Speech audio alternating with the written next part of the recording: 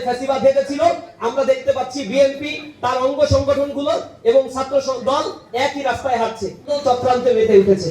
এটা এত বেশি লজ্জাজনক, হাস্যকর। এবং কি কারণে এই ছাত্র সংগঠনকে প্রতিটা ক্যাম্পাসে শিক্ষার্থীরা বয়কট করছে, এর নজির হচ্ছে এগুলো। তাদের সুস্থ রাজনৈতিক ধারার বাইরে গিয়ে পেশি শক্তি ব্যবহার করে, মব ক্রিয়েট করে তারা সেখানে অবরোধ কর্মসূচি ঘোষণা দিয়েছে, তারা নির্বাচন কমিশনকে ঘেরাও করেছে। অথচ হাইকোর্টে সরকারের পক্ষ থেকে অ্যাটর্নি জেনারেলের অফিস থেকে সাবমিশন করা হচ্ছে মব ক্রিয়েট করে নাকি নির্বাচনকে চালু রাখার জন্য নাকি মব ক্রিয়েট করা হয়েছে।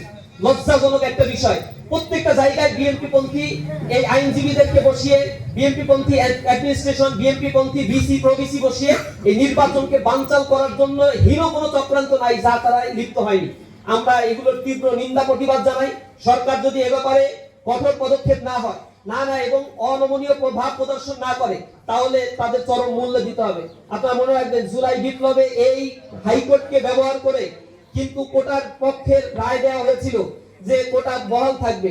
জনগণ তখন রাস্তায় নেমেছিল এবং প্রশাসনের পক্ষ থেকে, তখন আওয়ামী ফ্যাসিবাদের পক্ষ থেকে ওই রায়কে রাতারাতি বদল করার জন্য কোর্ট ডাকা হয়েছিল। রাতের বেলায় অফ ডেটেও কোর্ট ডাকা হয়েছিল। তার মানে সবকিছুই রাষ্ট্রের ইন্ধনে এগুলো পরিচালিত হয়।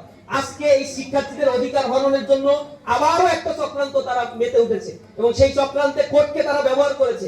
একই রাস্তায় হাঁটছে যে রাস্তায় ফ্যাসিবাদ হেঁটেছিল, আমরা দেখতে পাচ্ছি বিএনপি তার অঙ্গ সংগঠনগুলো এবং ছাত্র দল একই রাস্তায় হাঁটছে।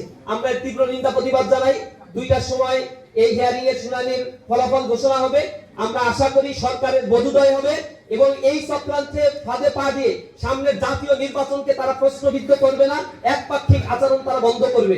যদি না করে, সারা দেশব্যাপী ইসলামী ছাত্র শিবির লাগাতার কর্মসূচি দিতে বাধ্য হবে সাধারণ শিক্ষার্থীদের নিয়ে।